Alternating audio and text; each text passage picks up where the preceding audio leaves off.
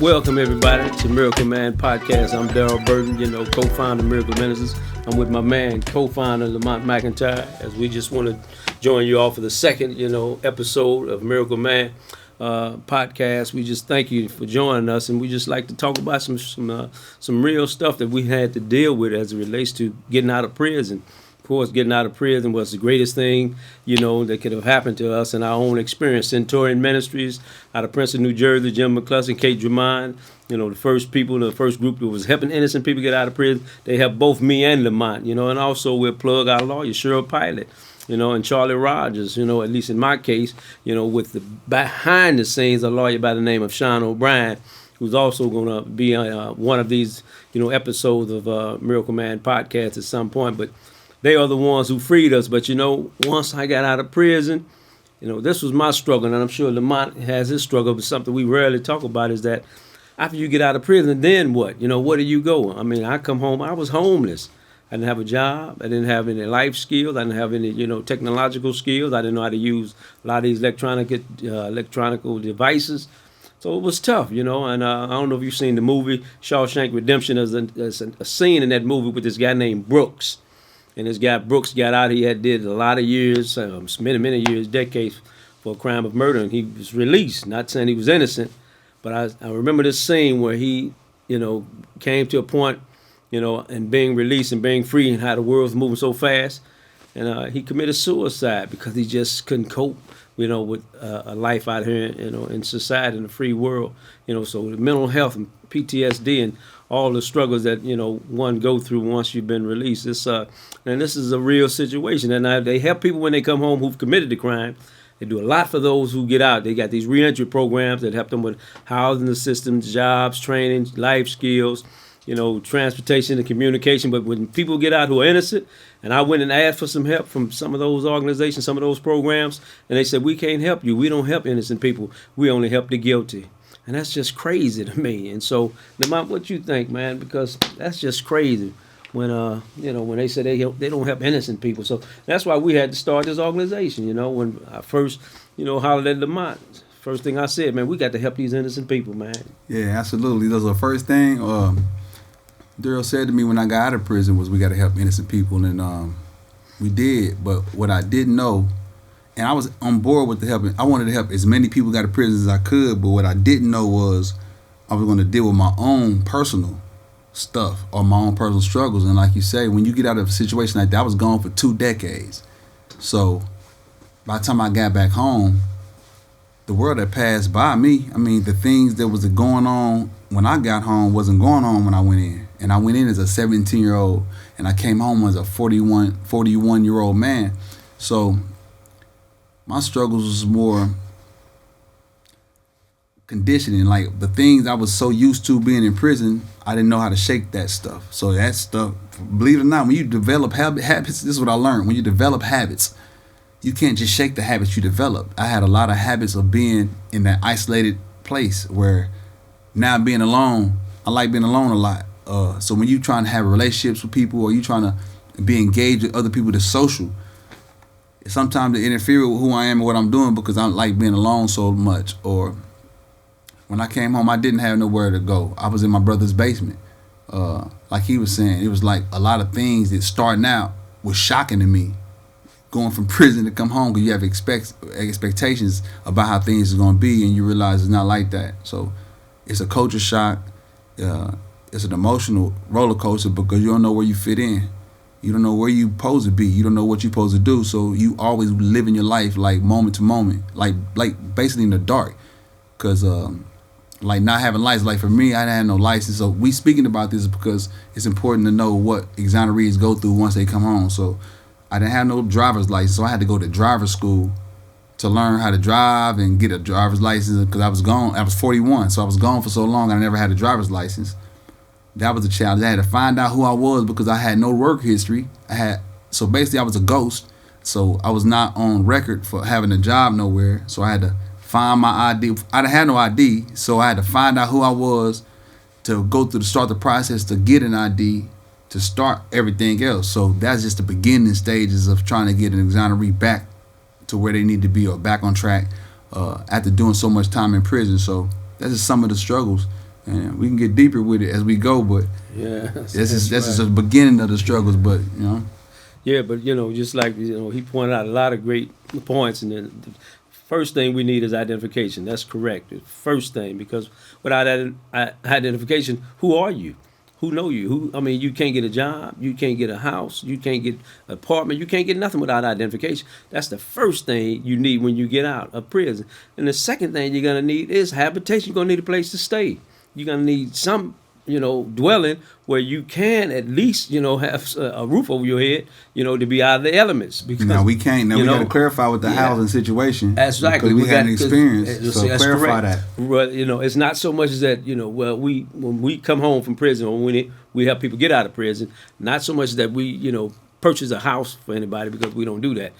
But we can do referrals. If there's some housing situations, there's some housing assistance and things that's, like I said, again, they do that. They help people who reentry programs who coming home from prisons. They help them with housing assistance. But innocent people, we don't get that kind of help. We don't buy people houses. We don't buy people, a dwelling. We may help people with assistance, and try to get them, maybe a couple of months rent. But then we're going to need, communication. That's the third thing we're going to need. We're going to need identification, habitation, housing. Then we're going to need communication, because out here, this technological world, all these devices, you can't do nothing without, a phone, a cell phone, especially, because that's what everybody's got. So you got to have that. Then we're going to need transportation. You got to have transportation to get back and forth, or at least learn how to use transportation. Now, for me, I got on the bus one time, and you probably had the same experience, but I got on the bus one time, and I felt claustrophobic. I said, man, all these people, and I'm knowing anytime, and I know we both have these same experience. Anytime I'm in a group with a whole lot of people, something bad is going to jump off eventually. It's just a matter of time. So that's, and then we're in this closed, confined little bus, this little tube. I'm like, man, I ain't never getting on that thing again. And I didn't. I got on the bus one time. I haven't ridden the bus since. So I started walking, man, my brother. So that's, you're going to need transportation. Then the next thing, you're going to need occupation. You got to have a job. You're going to need to get a job. And so it took me 2 years to get a job. Nobody would hire me. And I was told that when I went to, seek employment to fill out an application, they said, you got to do that online. You got to go on a computer. So I don't know how to use no computer. What do you mean doing it on a computer? I said, that's the only way you can go to your job. Do an application on a computer and then download it, upload it, whatever the case may be. So you're talking about a world that's just different, like what Lamont said, it's almost like it's a culture shock. We stepping out into a world that we know nothing about.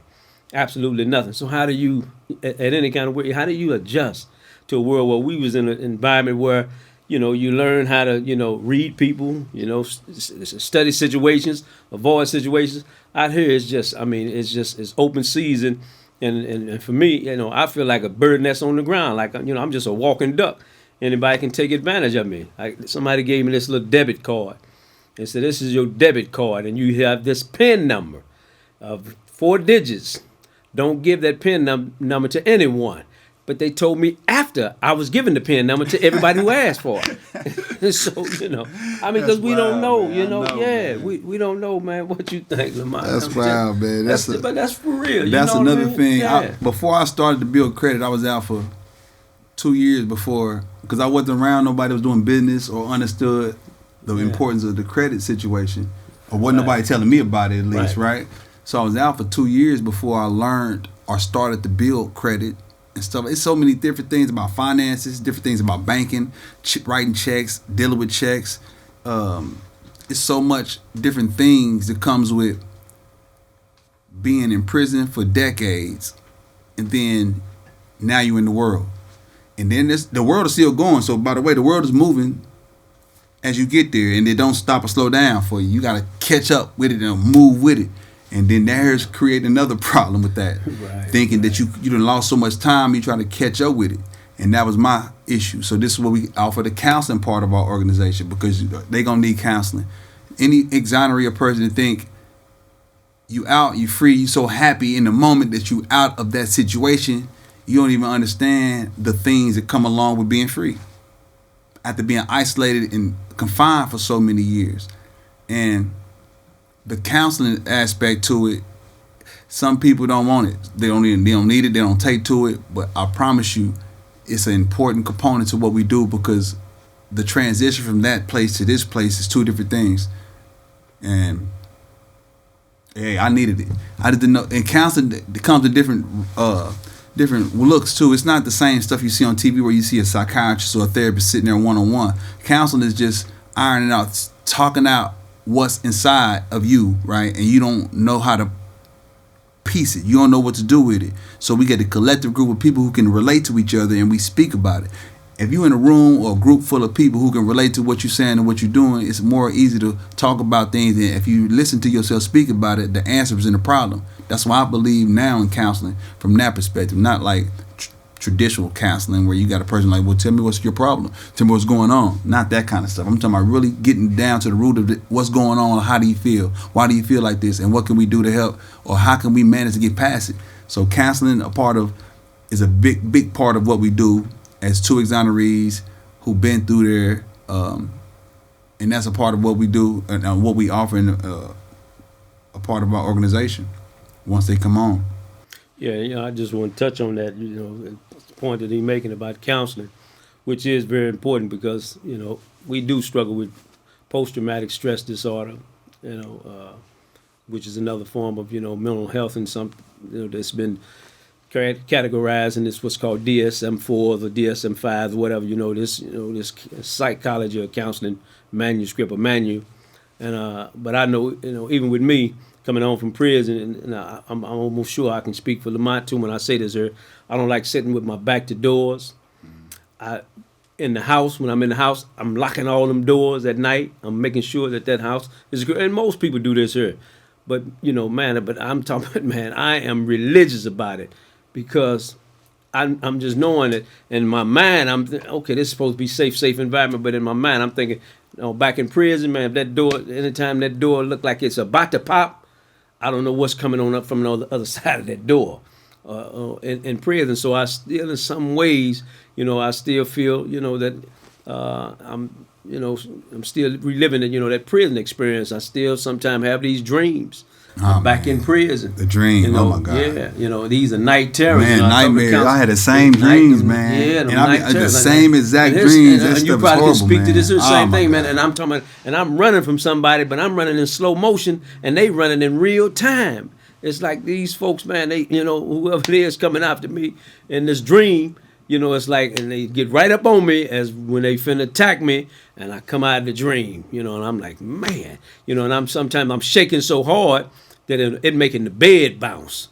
These are the things that we continue to live with, after, exoneration, after we've been released from prison. So this stuff, it never really goes away, and I've been out for, almost twice as long as Lamont has been out, but I still have these night terrors. I asked a counselor, I said, man, I'm having these bad dreams, these nightmares, so counselor has asked me to describe them. I said, no, those are a little bit worse than nightmares. Those are night terrors is what you're having. I said, what? She said, I never had, I had not even heard the term, or at least was never even put the term together, but a night terror is a little bit worse than a nightmare, and that night terror seems so real, and it's so profound. But this is what, people don't understand about people who've been, what we've been through and the trauma that we've had to deal with for so many years, for decades and decades, and then come out, and the counseling part of it, a counselor with some degree, and letters behind their name can come and offer some services, but they can't understand, like I can understand my brother, who been through what I've been through, somebody who actually experienced what I've experienced. He can relate to exactly what I'm talking about and what I've been through as an innocent man, and innocent women also.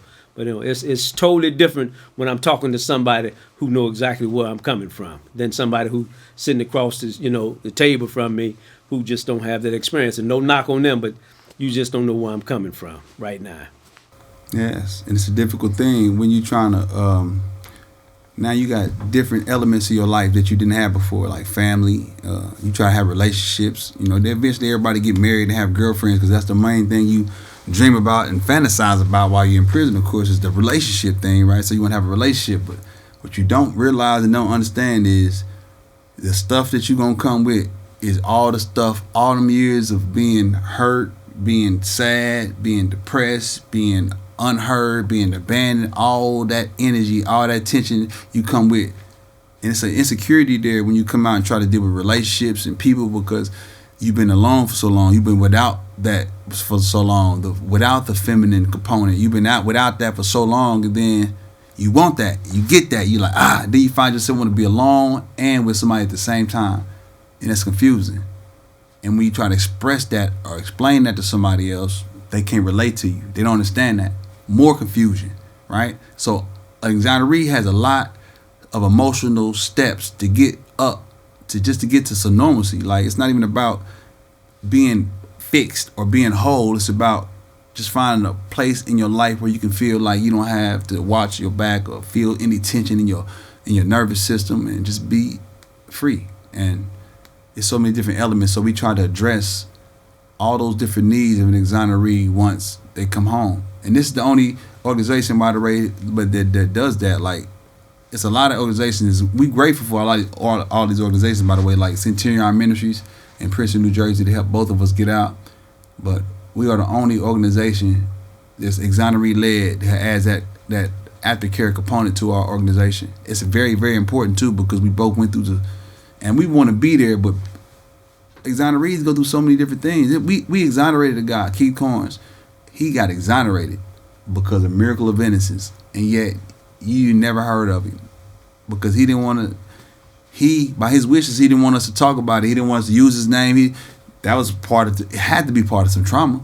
Think about it. The organization got him out of prison. Oh, yeah. So if you really think about that dynamic or that situation, he needs counseling. He needs something that's going to help him understand Miracle of Innocence versus the people who put him in the situation. We had to come get him out of there. We went inside of the prison to get this man out. And once he got out, no one understood what that felt like Darryl and I. That's why we do it. That's why we understand the need of exonerees once they come home. That's why Miracle of Innocence is there to not only assist them to get out of prison, but also to help maintain a sense of normalcy and help them to transition good once they get out. Yeah, I mean, and we raise the money, to help people get out. We raise the money, and it's pretty expensive, hundreds of thousands of dollars. It was $350,000 to get me out, probably the same to get Lamont out, man. And that's what we raised to try to get the next person out. And I even asked Centurion when they got me out. I said, "Man, y'all spent that much money to get me out?" They said, "Yeah, Darryl, what can you put on a human life? How much you think you're worth?" So. And we don't owe that back. It's not like it's a loan, and you have to return it once you get out and get on your feet. No, that's that is not even how they operate. That's not how Miracle of Innocence operate. Once we help somebody get out, you owe us nothing. So Keith Corns, whoever, go on with your life. Have a good life. We just glad you out. Yeah. But we also know that you're gonna need some support when you get out, because it's going to run into some situation where you're going to have some emotional challenges, especially, as the mom was saying, you're in relationships, and not just relationship with women, but relationship with jobs. On the job, you got to deal with, co-workers. If you got a job, you got family dynamics, you got to deal with family and relationship with family, because some family members, I know I can speak for myself, but some of my family members was upset with me, angry at me. And it's almost like they think, y'all just think I've been on a long vacation? Like I just come out, everything just normal? Man, I've been traumatized. They treat me like we treated each other before I left the streets. Like we can get into a debate or a dispute. And it's like, I'm wrong. How's I'm wrong? And then not only that, it's like they expect me to come home and take care of people. I've been gone for a quarter century. Now I'm supposed to come home and take care of people? Man, I ain't got two knuckles to rub together to make a dime. And now y'all expecting me, because that's how I used to be. I used to be somebody that tried to be a provider and, try to help my family in any way that I could. But at this point in my stage in my journey, I can't offer that kind of support and that kind of help. I'm still trying to figure life out. It's a point, that I like to make every time I speak, is that I am directionally challenged out here in society. I don't know north from south, east from west. I'm so glad they created this thing called GPS. I call it Gypsy. I never leave home without this thing, because if without this thing, I'm telling you, I can't tell you north from south, and I used to be pretty good with direction, but we was locked in this box of space and time. It was just a square. And I could go this way, or that way, north, east, south, or west, and in half a mile. And that was my radius of my traveling. So when I got out of here, even getting a job, and somebody told me it was a job, it was 50 miles away one way, and I got this job, and I didn't have a car. And they asked, how you going to get to this job? I was going to ride a bike, 50 miles one way. That's 100 miles a day. I had no concept of distance, This is what I'm saying. These are things that we need to tell people, about what the experience is like for a person who get out of prison after all those years of being wrongfully convicted. And it happens also to people who, committed the crime and when did the time. But at least for those folks, they know, hey, I did it, and I, paid the price, paid, my debt to society. Now I'm gonna get on with my life. But when you're innocent, we lost so much, we lost just way too much, and the loss, is just something you can't replace. You can't replace 20, 30 years for something that, we didn't do. How you going to replace it? You can't compensate that. It's just like somebody saying, okay, man, we'll give you $1 billion. We'll give you $10 billion, but you got to give me your eyes. You got to be kidding. I'm not going to do that. I wouldn't give my eyes for no amount of money, but you talking about the whole person, my eyes, my whole body, it's what they took from us. You can't compensate us for that. And then you lose so much time with your loved ones, and by the time you get out, you estranged from him. But then, like my man, he experienced a lot of death in his family, and he hadn't even had time to spend with his family. So it's like a double loss. He was taken from his family initially, and then when he get out and be around his family, everybody just die around him. So it's like it's a double whammy, and then it's another thing you got to deal with, and then nobody know what you deal with on that level. So it's a lot of stuff that exonerees. And my heart goes out to them because there's a lot of them we can't talk about now that they've been out for a long time, and they just go to sleep, close their eyes, and see the same thing, and they can't get away from that nightmare. And it's a lot of people that I left in prison, that's still in prison right now, that's innocent, that shouldn't be in prison. So it's a thing where it's like, as much as I get burnt out on we've been doing this for 6 years too, by the way, 6 close to 7 years, and we did it non-stop. So when they talking about dedication, blood, sweat, and tears into a thing, we've been putting everything into Miracle of Innocence, it all because of somebody else. And because of what we did, other people got their life back. And a lot more other people will get their life back because of it. So this is very, very important to us. And it's a lot of people who need your help. It's a lot of people that still innocent in prison. And we did a lot of speaking engagements. We traveled all around the world speaking and bringing awareness to this cause. It's a lot. And right now we're just talking about the aftercare, but it's another podcast. We were talking about something else. We just covered just the aftercare, just some of the things that exonerees and people who spent a lot of time in prison. And we got horror stories about it too. It's people we know people who committed suicide after this, people who went back to prison after this.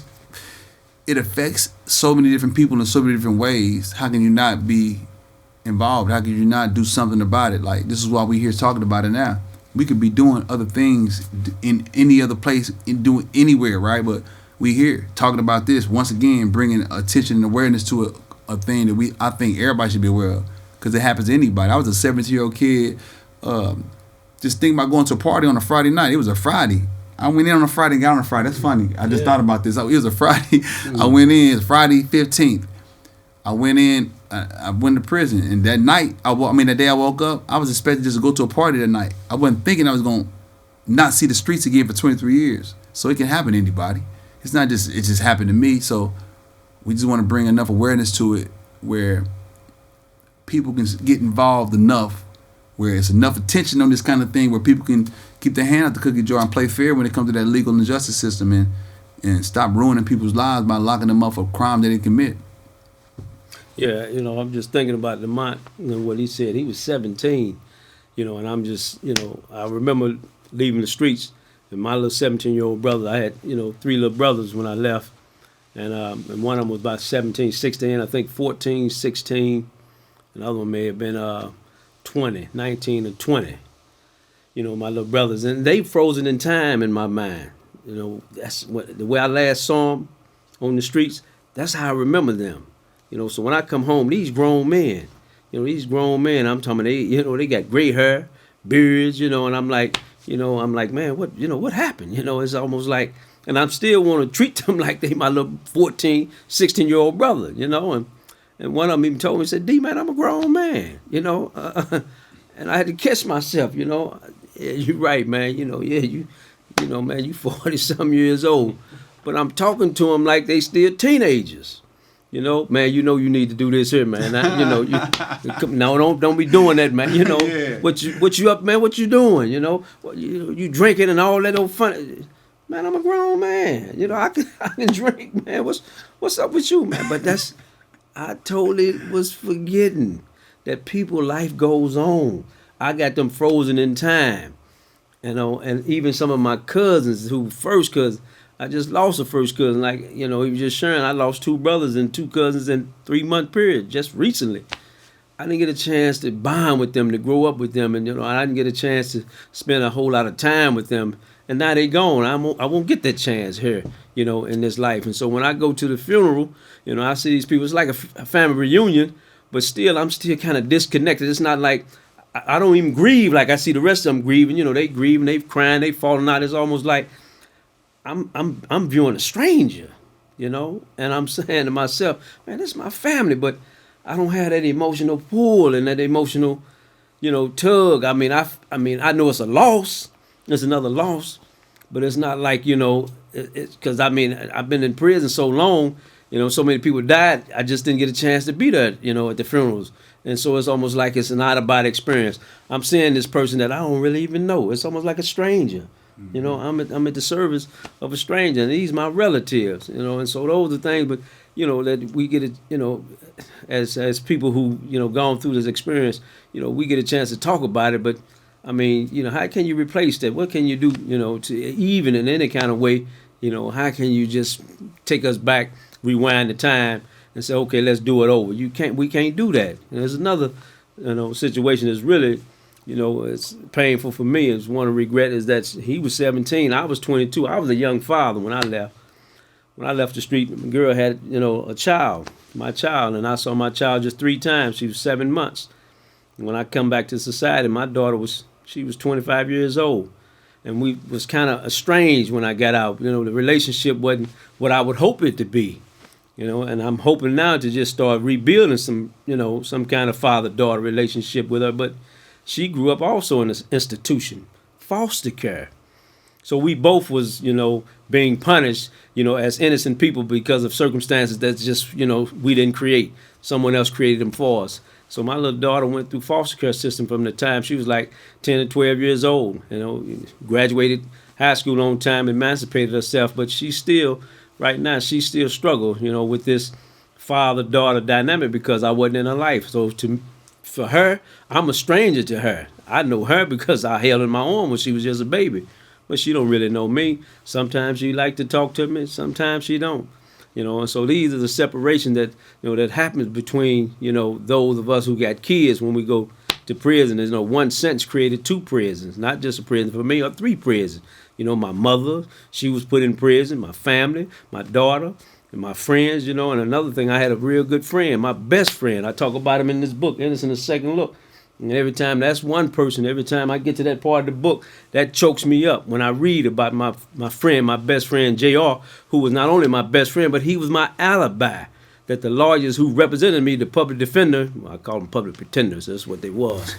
Absolutely. Yeah, that didn't go and get my alibi when I could, show them that I was in another state, in Washington State, when the crime was committed. But it didn't matter. It was just all about convictions. And so, but now we out here, and it's a good thing that we can just, be used to tell these stories, about, the aftercare, what we trying to do to keep going forward, and the work that we keep doing through Miracle of Innocence. This is a crusade for us. Lamont said that we could be doing something else right now, Of course, I'm going to go and watch this game here in a minute. But we could be doing a whole lot of things. But this is something that also is a passion for us. It's close and dear to our hearts because somebody helped us. Somebody came and got us out. So, yeah, we're going to go and help get somebody else out. That's just the way that's how we do it today. Yeah. And we're just sharing some personal stuff so people can understand and try to be more sympathetic with the exonerees and people who spend so much time in prison. Not even just exonerees, a lot of people spend a lot of time in prison. Like, I came home, I was a person that was really close to my family. I'm talking about really close to my family. I didn't have a lot of friends, I had family, right? So I was gone from 17 to 41. I thought of my family the same way he thought about his daughter. I saw everybody as I left him, so I was ready to get back to my grandma's house where everybody used to gather, and I had this. It was frozen. Like my experiences had literally stopped. For every person to go to prison, understand something. The last thing that you did when you went in will be the last thing you remember when you cut out. You don't, all that time you in prison, I was in there for 23 years, and the only thing I thought about was the last thing we did when we was at grandma's house, eating the kind of things we were eating, having the fun we was having. So I thought about those people in that kind of way. When I got out 23 years later, my mom was there, but I realized in reality that was not the case.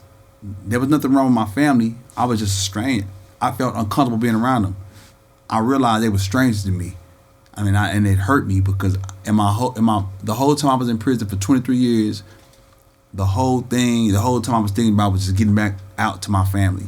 And then when I got out and realized this is my family members, but I don't feel close to them no more.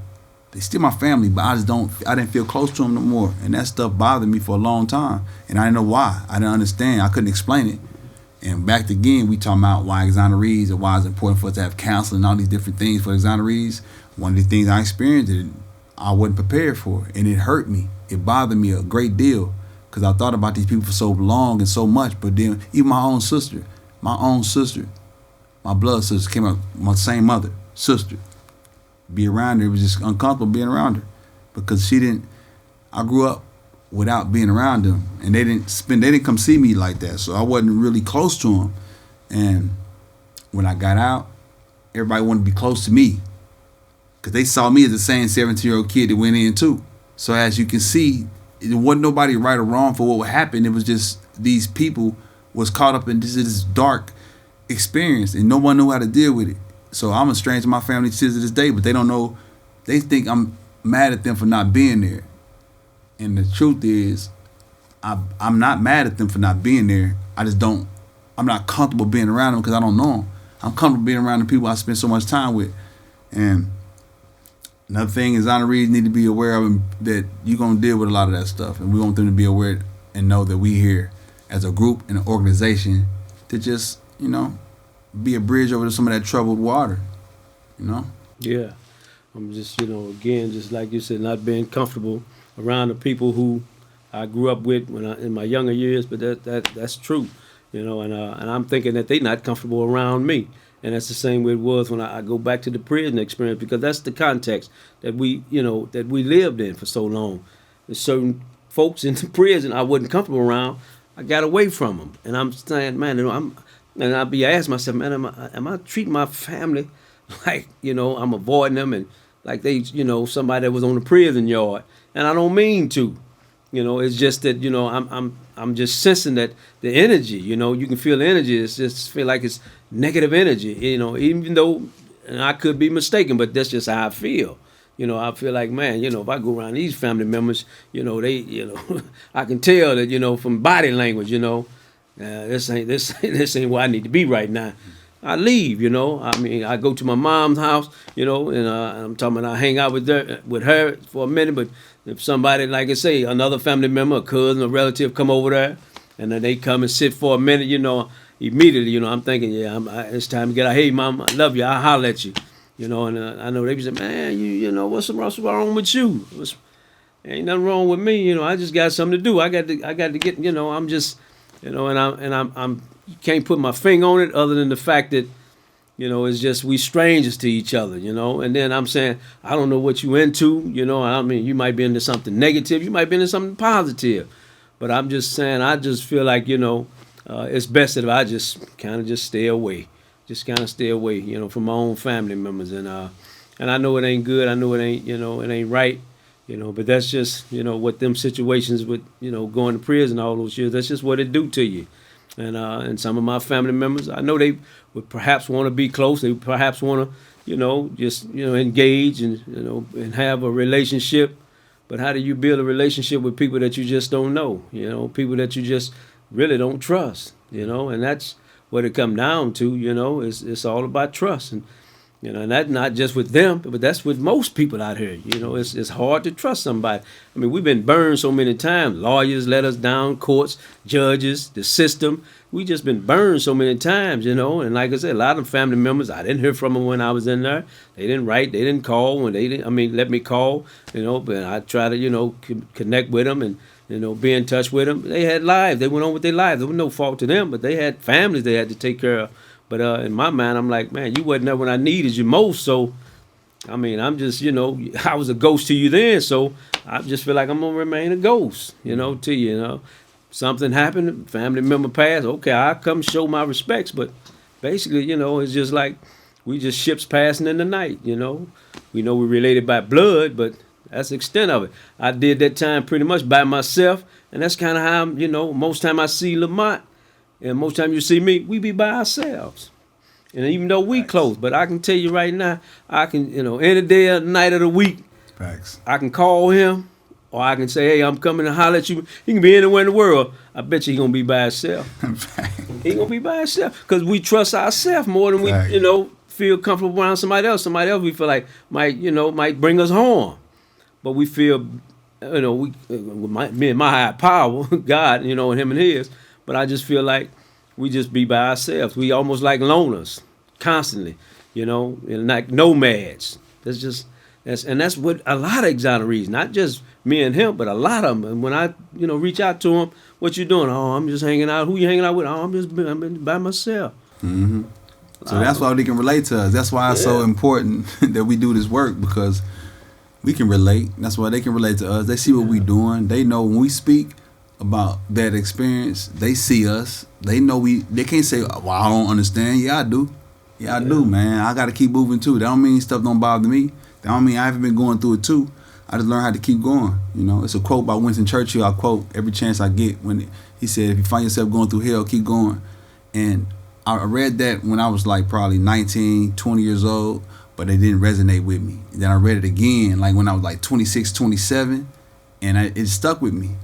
And every situation I found myself in that wasn't good, I felt it to my nervous system. I realized I was in that moment, but I just told myself I gotta keep. It's hell. It's feel hot, but I can't stay here. I gotta keep moving. And when we speak to exonerees and we in these speaking engagements to colleges or whatever, whoever we're speaking to, we want to bring clarity on this situation. We want to let people know we relate. We can understand based on where we've been. We experienced it. We both did a lot of 2 decades in prison wrongfully. We know what it's like from both ends. We know what it's like from an emotional standpoint, from a financial standpoint, from even from a relationship standpoint. Whatever relationship that may be, relationships are difficult to maintain when you used to spend time with yourself, man. I mean, I'm comfortable being alone. People here in life don't like being alone, so it's conflict with that. It's conflict with your time, with your schedule. I don't like schedules and time no more. I don't like to be on time. You notice I don't work watches or clocks. I hate them. I can't stand them, man. Like, it's a thing with time and schedule and all that. I like to just flow free. Like, hey, I'm gonna be there when I got to be there. I don't like being on time and schedules. I'm on time. I'm punctual. Don't get me wrong with that, but I know why most exonerees say they don't like that. They don't like working or being on the clock or have to deal with scheduling, because they're trying to get away from that. So yeah, I'm just to touch on that, is because we was just, you know, so controlled and so regimented into being this place, according to the institution's time. They always had us on time. Go to the yard, you go to your job site, you go into, you know, a certain appointment, but it was always on their time. And I'm like, Lamont, I don't wear watches either. I don't like put watches, you know, rings and nothing on my finger, because it make me feel like I'm back in chains. And watches make me feel like handcuffs to me. And I don't like that feeling, you know. It's just, that's what it reminds me of. But, you know, and also just trying to be on time. And yeah, you know, and I'm punctual also, you know, it's most of the time. I mean, I'm punctual because there are times. Most of the time, right. I am too, most of the time. You're right, yeah. But I can tell you, and I used to be like this in prison. I probably did also, because every time they had mainline, I was never the first guy to go, and I was never right in the middle of that crowd. I always lag behind. I always lag behind. I want to keep everything in front of me. Yeah. So I was always late. getting, and that's kind of my mentality. I'm always kind of a little bit behind everybody else because I had to keep everything in front of me. Because I'm knowing if you ain't, if you got something behind you, you don't know what may happen, and anything could happen. So, but, time and I mean, of course, we deal with time and space, and all these things. But one thing that I can say, is that, when you call us, to come to an event, talk to some students, talk to some kids, we there. We always there. When we have to fly somewhere, we on the airplane, we get there. We get there, and of course, and speak, whatever it is we need to talk about. Primarily we're going to talk about our experience and give people hope. And an acronym for the word hope is hold on, pain ends. So we just, and that's what we want to do. We just want to, make things better for people who are in prison and people who've never been to prison. And that's, another part of our mission, is just try to help people who are hurting. Because we've been through it. It's one thing about us, and everybody go through pain. It's universal. Everybody experiences it. So we know pain. We know suffering. But as he said, going through the fire, keep going. Don't stop. Just keep pushing through it, and we push through it. I'm just thinking about the years we got together, 23, 24. That's almost 5 decades. Almost 5 decades of pain and of suffering. 5 decades. That's a long time. 5 decades, and I'm saying, he went in at, 17, came out at 41. I went in at 22, came out at 47. It's 47 years between us, and our wrongful conviction combined. I mean, who would have thought, that we'd lost all those years? I mean, I never thought that, innocent people go to prison and you stay in prison for all those years for something you didn't do. I didn't think that was even possible till it happened to us. And now we know, out of 2.3 million people in the prisons in the United States, if 1% of those folks are innocent, that's 23,000 people. That's a lot of people. One is too many. One innocent person too many. But it's believed to be 2 to 5% of people in the prisons in the U.S., in the United States are innocent. That's over 100,000 people. That's a lot of people. So, we got a lot of work to do. That's why we encourage you, to come and help us. Go to miracleofinnocence.org, and get involved. Come and support this movement, this cause, because this is a worthy cause. And it's something that we have to do this here. We have to do it because it's more than just a job. This is a calling. It is. This is a movement and a mission. It is, and neither one of us would be here if someone else didn't have that same idea or that same vision. It was a guy by the name of Jim McCluskey. He was the founder of Centurion Ministries in Princeton, New Jersey. Him and Kate Germain. Now, he was a guy that was into finances, wasn't even in the legal system at all. He went through the prison system once on a visit and saw a guy. I forgot the guy's name. What was the guy's name? The first guy? His name is De La Santes. That's his name. De La Santes. Santes. So listen, he went through the prison system, see this guy. This guy say, look, I'm innocent, man. Help me out. I'm innocent. Do something for me. Now, mind you, Jim wasn't a lawyer. He had no background with no legal systems or nothing like that, right?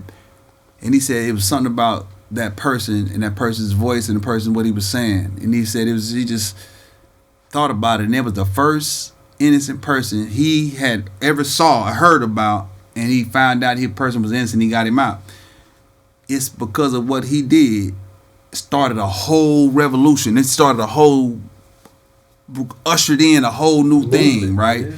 About wrongful convictions of innocent people, right? So we honored him by patting our organization behind the same platform they started theirs and got us out on. So what I'm saying is, because of people like that, and they started the organization, us too got out because of that. Because we started Miracle of Innocence, we helped 4 people so far. 1 exonerated. We're gonna help a lot of people get out of prison, and it takes a lot of people help. And that's why we're saying, if you want to get involved and be a part of what we're doing, see what we're doing, what we have been doing, miracleofinnocence.org. Log on, see what we're doing. You want to be a part of it? We got a gala coming up, September 6th? September 6th. It's coming up. This will be our 7th gala. I've only been out 6 years. This has been our 7th gala. All right? Is that possible? right. I've been out 7 years. I'll be out 7 years now. This will be my 7th year coming up.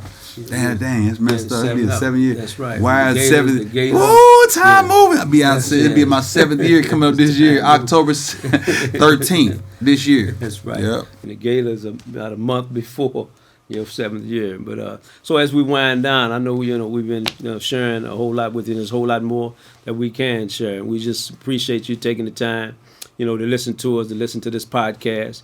As the podcast go out, we hope that you share it with others, in your sphere of influencer, all of your influencers.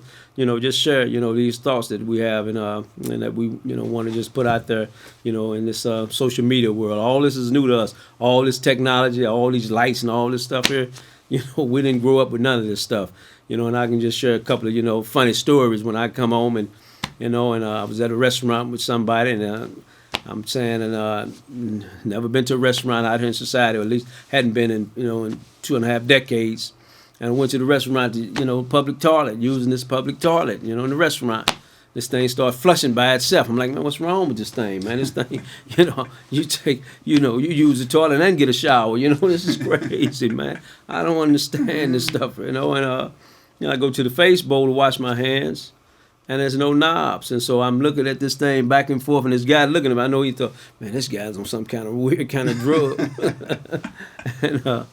and so he asked me, he said, hey, fella, you got a problem? What's wrong with you? I said, man, I can't figure out how you turn this thing on. There's no knobs. He said, well, just stick your hands under there. I said, no, you just stick your hands under there. I mean, because I didn't understand this world out here. And that's what I'm saying. We come out to a new world. The lady gave me a television. It's 4 buttons, 2 for the channel, 2 to change channel, and 2 for the volumes. No other buttons. Man, for 3 hours, she went back to her apartment. My brother left. I'm like, man, how do you turn on a TV? How do you turn on a television? Don't know how to work the remote. I start talking to it. Clap on. Come on, Darryl, want to watch the program. Come on, turn on Oprah, news, sports. And I went and asked the lady, and she come and told me what. She hit this little door, and off and on switch and everything was there behind this little door, looked just like the television. And I said, man, whatever you do, don't tell nobody I didn't know how to turn on television. That's embarrassing. Man, she went right out to the news the very next day. So the man been gone so long, he didn't know how to turn on the television. I said, ma'am, I told you not to tell nobody. She said, well, look, that's the truth. That's a shame. We need to let the whole world know what they've done to you. You just, little simple things we take for granted. And I just, I'm going to close with this, and Lamonte can close out with his thoughts, but I'm just thinking about something else that used to be, and everybody's probably done this before, something that's so simple that I used to take for granted. Going to the refrigerator and opening the refrigerator, I used to call them ice box, and I give me some water, juice, or something to drink, or nothing at all. And I just close it back up, and I mean, everybody's probably done that. I look in there and see if it's something I want to eat or not. And I just closed back up. It took me almost 2.5 decades just to do something as simple as that I don't take for granted anymore. So every time I open the refrigerator, I just give a little silent prayer. I said, man, thank you, God, that I can do this in the free world again. I mean, little things like this. So again, thank y'all for listening. This is Miracle Man Podcast. We thank you so much. As I sign off, Lamonte, you got some important thoughts. You want to be a part of what we doing? See what me and Darryl have been doing for the last 7 years now. miracleofinnocence.org. It'll tie you in everything that we doing. Appreciate everything and all the support. Thank you. Take care.